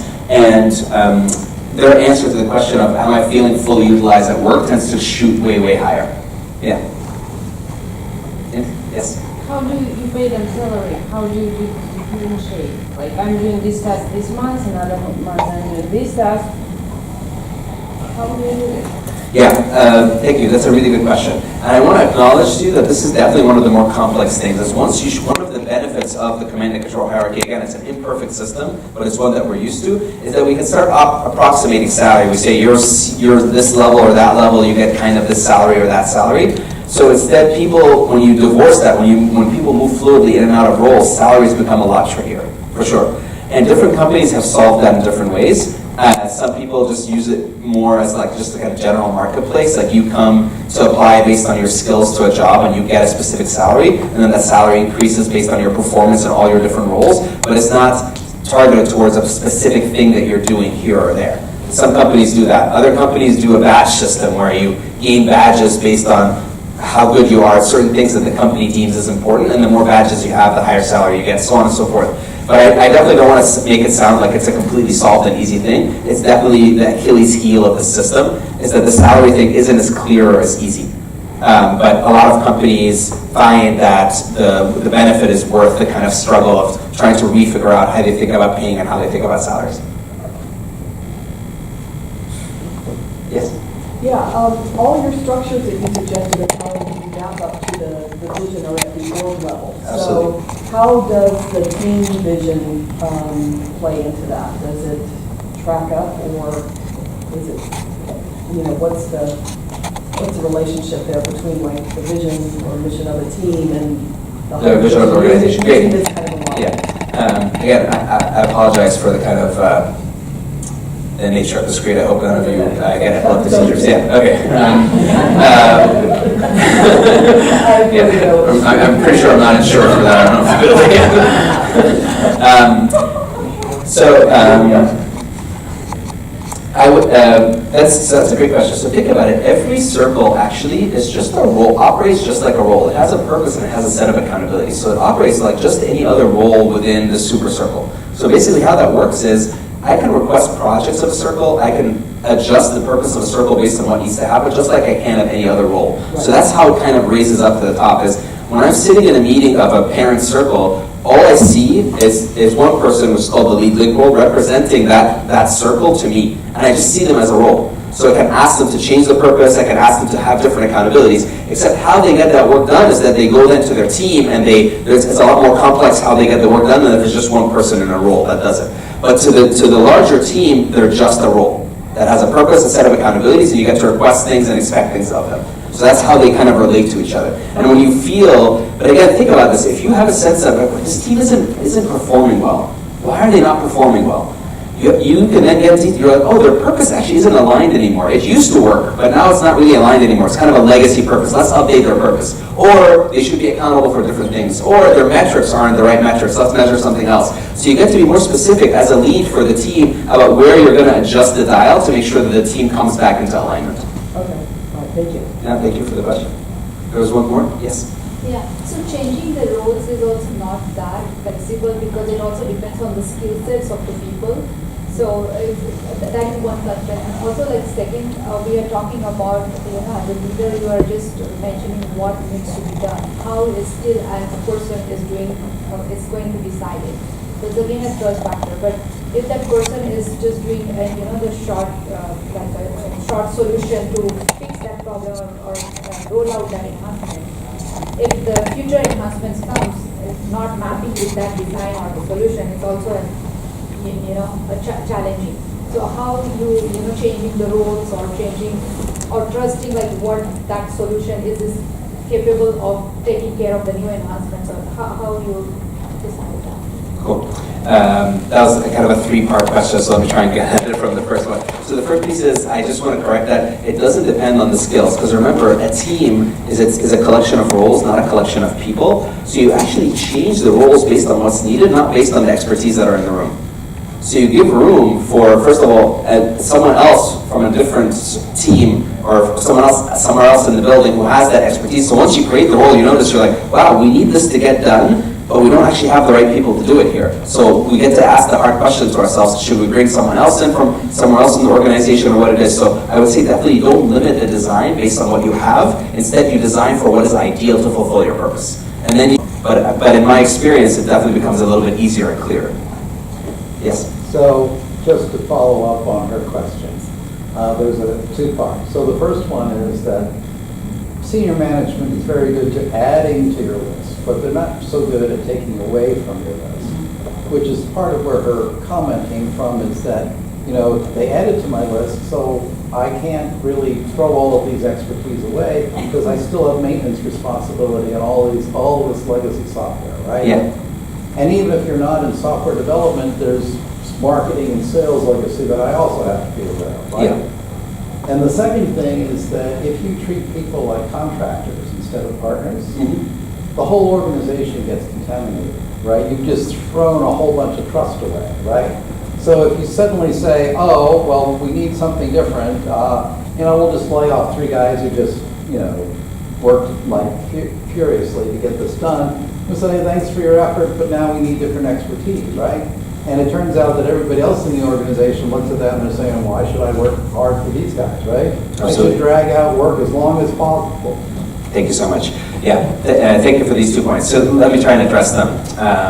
So the first one about the kind of the things usually being added but not enough being removed. Yeah, this is the part, like I said, everything becomes a contract of trust, but you're responsible to signal, not necessarily to perform. So if I'm a lead link of a circle and I'm accountable to prioritize the work of the circle, and you keep adding requirements to me, you keep saying like, oh, now please do this and do this and do that, and here's the resources you have. And I say, okay, these resources are limited, I can't do all of these, I need the lead link of my super circle to prioritize. What do you want? Do you want me to prioritize maintenance or do you want me to prioritize these new features? So again, we're not going to solve the problem that there's more required than there are resources, which happens in all sorts of teams and everything, except we just have a clearer way to have the conversation and a clearer way to signal, here's what I can do, help me choose between A and B, because I can't do all of it. You're asking for too much of my team and I only have so much.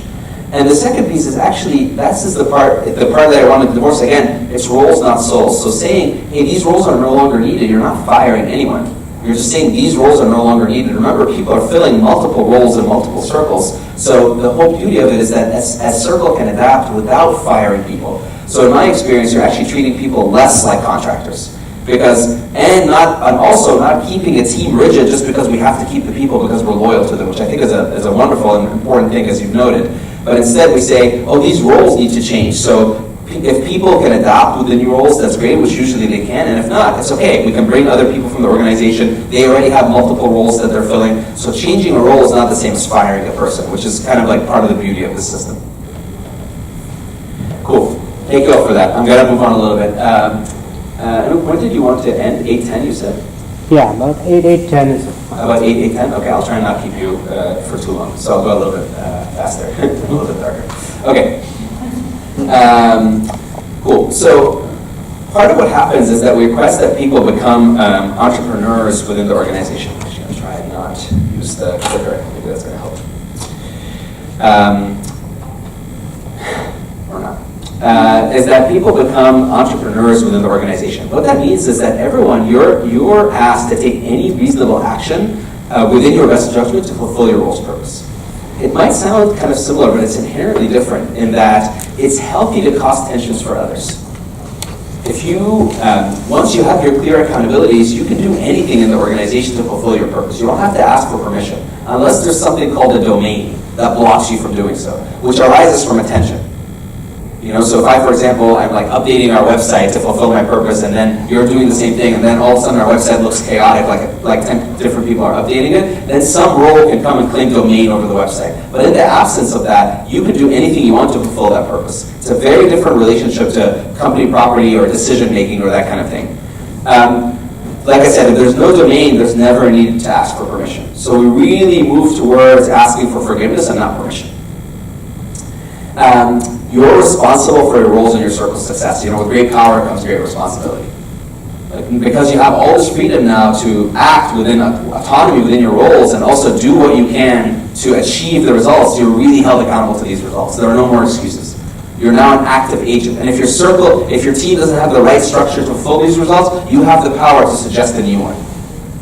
So I challenge people that I do this work with is not to step again into this victim mentality that we often fall into, like, oh, this company's going in the wrong direction, this isn't going the right way, this team is falling apart, we're never going to make it. Like, do something about it. You have the power and autonomy now to do it, and it's much more difficult to hide behind the victim mentality, which is a big piece of that.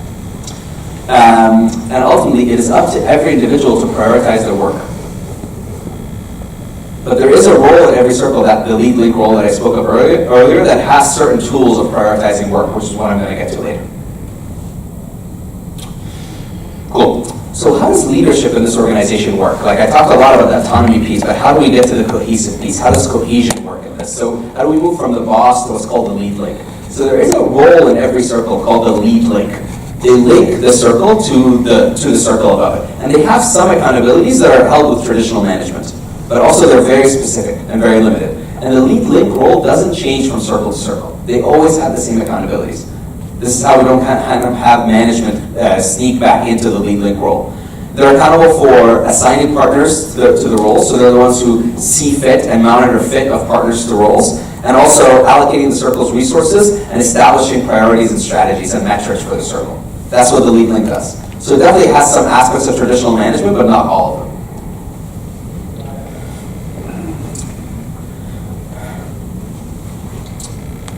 So some of the features of the lead links. So like I said, the circle becomes your role. So if I have the lead link of the outreach circle, I sit in the general company circle as the outreach role. So I represent the entire circle in the super circle. Make sense? Sorry, I'm going to skip some things a little bit so we can catch up with time. The lead link is not a tactical role, which is part of the big things, the difference between management. So the lead link as a role doesn't really do any tactical work at all. They just prioritize the work of the circle and they give feedback. Now the person who's the lead link can have other roles as well that does tactical work, but that role itself stays away from tactical work. And that's how we start stepping a little bit back from micromanaging and managers that hero manage and step in and do all the work themselves.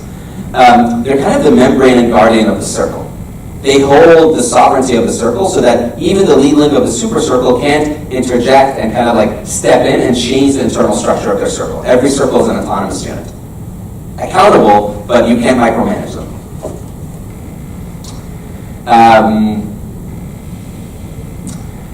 And they're the role that kind of clarifies power. I work a lot with lead links with organizations that I work with to be really clear with power. A lead link that is too uncomfortable with power will show. They won't make clear decisions, they won't be decisive, and their team will kind of fall apart that way. And a lead link that is too power hungry will also show. And they'll come back to kind of hero management or micromanaging their team. So it's really important for that role to be really clear with power. And ultimately, they're more of a symphony conductor versus a micromanager.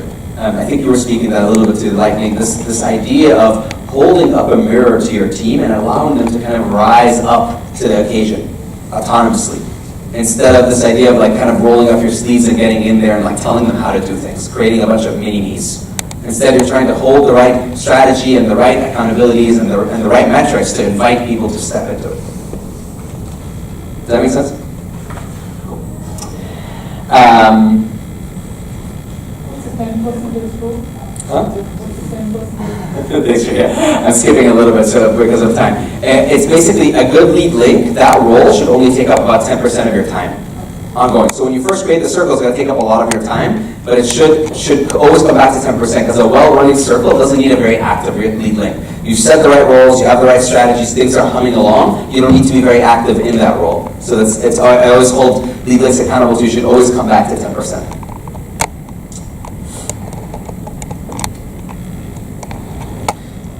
Appreciate that you all don't miss a thing.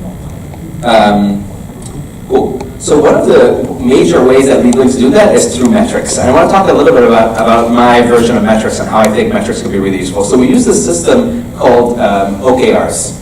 And part of the beauty of metrics is that, in Patrick Lencioni's book, The 5 Dysfunctions of a Team, he speaks about the difference between a sports team, that advantage that they have, and a business team, is that a sports team always knows whether they're winning or losing.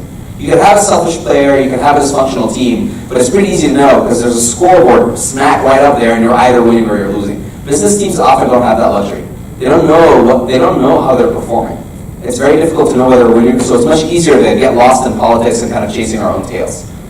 Except if you have a very clear financial goal or something. Metrics helps galvanize the team around the scoreboard. Like really know, what are we doing here? How are we fulfilling our purpose? How are we doing? How do we define success?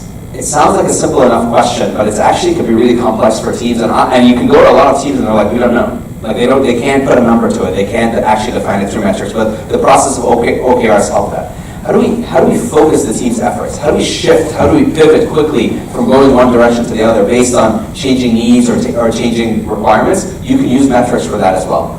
So if we're measuring something like, if we want to choose speed over quality, we'll start measuring, how quickly you're finishing things instead of measuring quality. If you're measuring both, it could be confusing for a team. Or you can choose quality over speed, so on and so forth. So you have these adjustable things to adjust as a lead link to change what your team is focused on from day to day and from time to time. And most importantly, I think, is to change the gauge of success from the boss to the goal or to the metric. I've noticed that internal shift happen myself. We all do this parental projection on our bosses as mother or father, and we look to them for an idea of am I doing okay? And if my boss is happy with me, then I'm fine. I'd say more than 50% of people operate that way. But that's not a very healthy relationship with a boss, because they're a human being, and they can have a crappy day and just be in a bad mood. That doesn't mean you're performing bad. We need to separate that thing where your sense of whether or not you're doing something good should rely on the numbers and are you hitting the numbers, and is your team doing well, rather than what mood your boss is in and whether or not they personally like you. So, I want to talk quickly a little bit about OKRs. So OKRs mean basically, they stand for objectives and key results. So basically what happens is every single circle, starting with the top one, the organizational one, starts setting these OKRs, and then every other circle sets their OKRs based on their parent circle. And OKRs are basically, you start setting an objective. An objective is something ambitious, it's qualitative, not quantitative, it's not measurable. It's just what do we want to do this next quarter? What do we want to achieve? We want to hit great customer service. We want to, finish this product, whatever it is. What do we want to do in the next quarter? And then, for each objective, you set certain key results. How am I going to know if I've achieved this objective or not in a measurable way? Here are some examples. I'll give you a second to read them if you want. So the objective is in red, and the key results are in purple.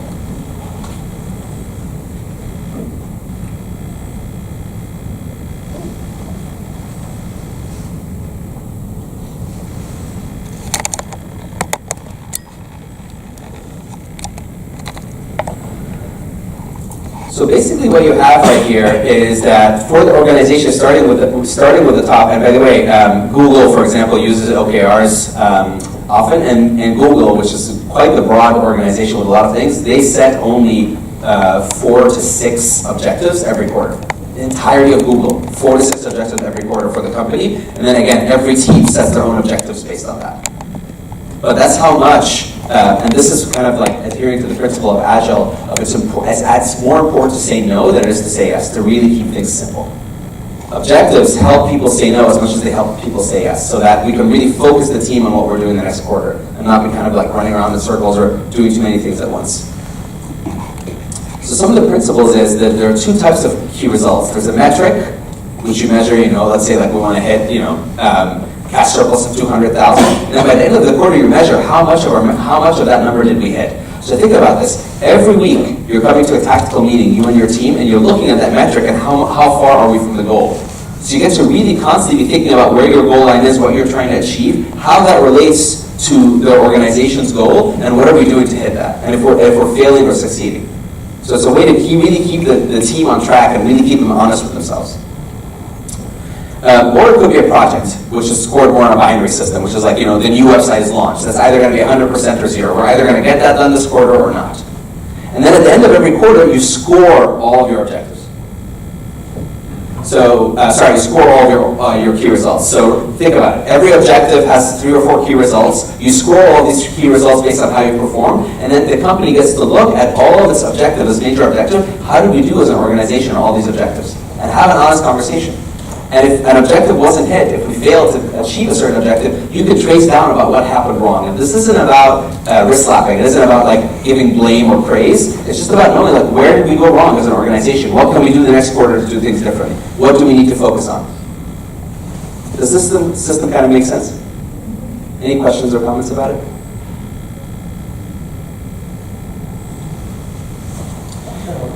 Yes. So, when you look at something like Agile or Scrum, you get certain simplicity to it. It's pretty attractive. The first thing to me, this is kind of complex. How do you resolve that? And for example, you don't have a consultant talk to hours, but how do you take something like this and simplify it? You can't accommodate it for big organizations. Yes, thank you. Yeah, you're absolutely right. I think another one of its weaknesses definitely it does tend towards the complex for sure. And yeah, I haven't even told you half of it in terms of just there's a lot of complexity to it. But I think because a piece of it also is that we're codifying things that we as people just do naturally anyway. Things like thinking about accountabilities and roles and all that kind of stuff. Like I said, we're inherently holding that stuff in. So when you come to make that stuff implicit at the beginning, and I'm learning to make it more and more simple as we go on. But you're right, it's definitely way more complex. You think about a lot more rules and structures and systems, and at first it hampers you. At first you think I'm thinking about the game more than I'm actually playing it. But you'll be surprised about how quickly all of these rules and ideas can start fading in the background, and instead it becomes a skill. So it's the same as, if we've been just kicking the ball around a bunch, just playing around with the ball, and all of a sudden you're going to learn basketball for the first time. You've never learned it before. It might seem really weird. You're like, why can't I just kick it? Why do I have to throw it? Why do I have to only take 3 steps? That's absurd. Why can't I throw it back? All these kind of rules feel annoying, but there's a grace to it. There's a freedom that comes from the limitations of discipline and rules that you can only learn through practicing it. But yeah, it doesn't always feel that way. Sometimes it feels oppressive. Some people find it too overwhelming. I don't want to also paint it as super rosy. But definitely, as someone who's operating it within 6 months to a year, the rules really fade in the background, and you tend to operate within this new system as well. But yeah, for sure. I mean, it is our work and my job specifically to keep working hard to make it more and more simple as much as possible. Isn't it also a consequence where you apply Agile to a single set of engineers in a software process, or you try to apply it to a whole org? It's probably different level of complexity, different. For sure, yeah. It's easier to say Agile for just a single level of engineers that do something within predictable versus organizations that do entirely different things and have very different teams. Things, yeah. Actually, I wanted to make a comment that this is the first time I'm hearing about all of this, but I'm making a really good comparison to one of the most high-productive teams that I work with, and this is very close to the model that we actually naturally evolve into. So when we were talking about the lead link, I was playing the Scrum Master, for example, for that team, and my time on that team was no more than 5 to 10% on that team. The team members were so fluent as far as how they were taking roles and tasks from each other. We had QA stepping up and doing the development job because they had better skills than the developers in that particular area. We had the other way around, development or senior development stepping in and doing a QA job or a product manager job because they had more experience in that area. So I think it's really up to the team mesh-up, the accountability, the commitment the team has with each other, the trust that the team has in each other and their capabilities, and the passion to get the work done. And so I think it aligns really great with. Thank you. I appreciate that you've been making that comparison internally. That's making a lot of sense. Yeah. It's also always nice for consultants to know that people are already doing what we're teaching inherently anyway. Yeah, it's good. Yeah, that's the uselessness of our job. Very cool. Okay, I don't want to keep you for much longer. There's more content, but I just want to end with one just concept, this concept of dynamic steering for the team itself, which I think is also, I mean, one of the kind of, I think, beautiful, if you don't mind me saying, like spiritual principles of Agile that I really like that you can inherit also in a team at large.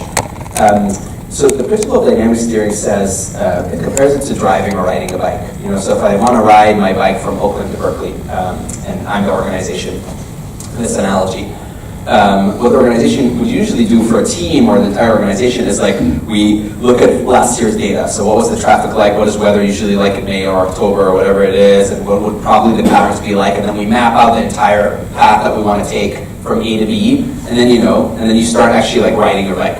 And what you notice is, life happens. Reality is very different on the ground. And then in the moment for an organization, the bigger the organization, the more it feels kind of like an oil tanker in the water, just like having to just change directions is very difficult. Information has to travel from the people on the ground who are seeing the data all the way back up and making big decisions. And companies really struggle to be faster than the data is changing. And right now data is changing so quickly that they can hardly keep up.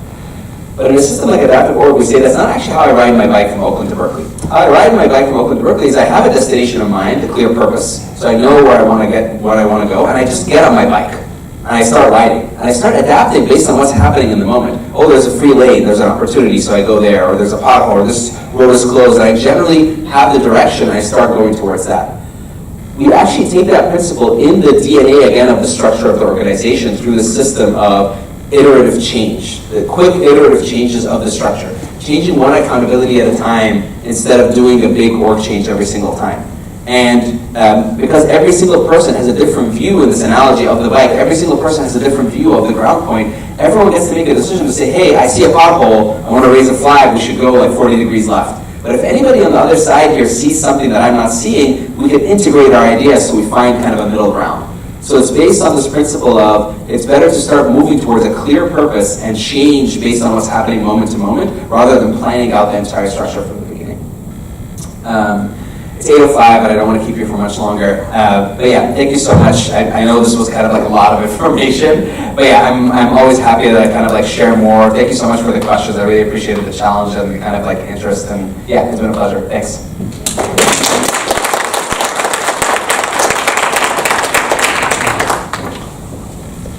Thank you, Karim. Any questions? How do you come this theory that you are preaching and not in a negative way? Yeah. No. Of all people, yeah, no, right. Yeah. Is that self-developed out of experience, or are you combining methodologies you're saying about OKR and so on? Yeah, both. Self-developed and definitely combining Holacracy, GTD, OKR, Agile, and other systems as well. Kung Fu. Yeah. And religion, right? And always. I can't help it. I just wanted to add a comment. Maybe you can correct me if I'm getting it wrong. So I think most of us here are looking from a software development point of view. And very start, you said something that this is more about the organizational structure and not related to software development. If people can separate that out, then it would look as complex. If they're purely looking from a software development sound like. It's much more complex than Agile. Yeah, for sure. Yeah, thank you. Yeah, that's a really good point. Yes. So the question I have, I really like the idea, and I know it's complex and it's time to adopt it, but the only thing I think that from management point of view, I love. From employee point of view, because they can change roles and go to different roles, right? So what happens to their career path? Yes. So how do they go to the next level? Which way do they go to the next level? So that is the concern that probably employees have. It's definitely not just as that the concern, but also when I leave this organization, how do I say I was doing this? Like usually I can signal like I was VP of this or that kind of thing. Yeah, it's again, it's not a trivial problem, but I've seen really creative and good solutions to them as well. Like a way to kind of basically create an API where when you get to leave the organization, you get to look at the roles that you've done and actually be a lot more detailed about what you did, even though you won't have a very clear title of this was my title. And I've also seen people create a role that is a title. I've done that before where I noticed, for example, dealing with students at boot camp or learner scale, they needed a head of admissions. They just needed someone called the head of admissions to talk to. They didn't want the, whatever role, blah, blah, blah. They wanted someone. So I created a role called the head of admissions, and their job was to speak to students. So you can also create roles that work as kind of APIs to the outside world so that they can interact with a position if they need to. But yeah, I told you here, not a trivial problem, and people are finding creative solutions to it, but it's definitely a cost that you pay, not having the clear hierarchy of like you step up and you step down. For sure, it's a cost. It's OKR related question. So in the first point you mentioned that list 3 objectives for each level. So what level? The circles. So the circles are relevant. So the organization starts with these are the 3 things we want to achieve. This is how we're going to measure it, and then every circle, every sub-circle decides how am I going to achieve these objectives. What's my contribution to these So objectives? what's the difference between the KPI which are defined for a team? Is the same? It's similar, definitely, in terms of like key performance indicators. But I would say the difference here is that you're coming from an objective first, and then measuring how much you're producing each. But they're similar enough to KPIs. Yeah. Thank you so much. Thank you. You're welcome. Thank you so much. Yeah, I appreciate it. Yeah. I've always heard about Holacracy, and you got all the details today.